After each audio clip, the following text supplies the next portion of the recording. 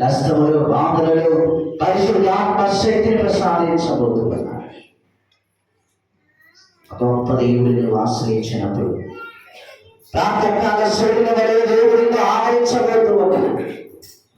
ప్రాతకాల సూర్యుని వలె నీ కుటుంబాన్ని ప్రభు ఇదిగో ఆలింగనం చేసుకోబోతున్నాడు. నా మిత్రమా, నా సోదరి, నా సోదరుడా,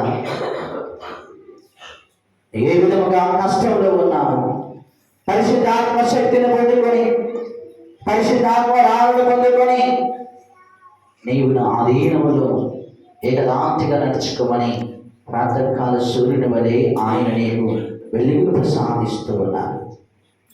మనము సామాన్య 5వ ఆదివారంలో మనం ప్రవేశించి ఉన్నాం.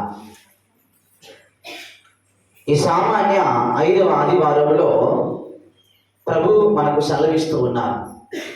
ఇదిగో, మీరు ఎప్పుడైతే నన్ను ఆరాధిస్తూ ఉంటారో, ఎప్పుడైతే నా సన్నిధిలో వినయముగా మెలుగుతూ ఉంటారో, ప్రార్థనలు ఎప్పుడైతే విధేయతను కనబరుస్తూ ఉంటారో, ప్రాతకాల సూర్యుని వలె నేను ఆవరిస్తానని సెలవిస్తూ ఉన్నాడు.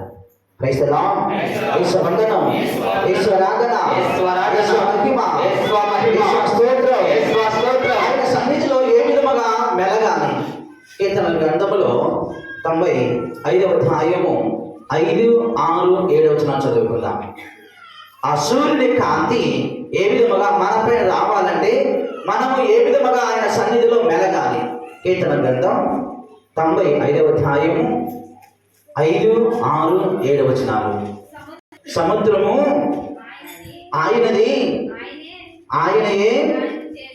ఆయనే చేసెను. ధరణి ఆయనది, ఆయనే ఆయన ఏం చేస్తూ ఉన్నాడు? ధరణి కలిగిస్తూ ఉన్నాడు.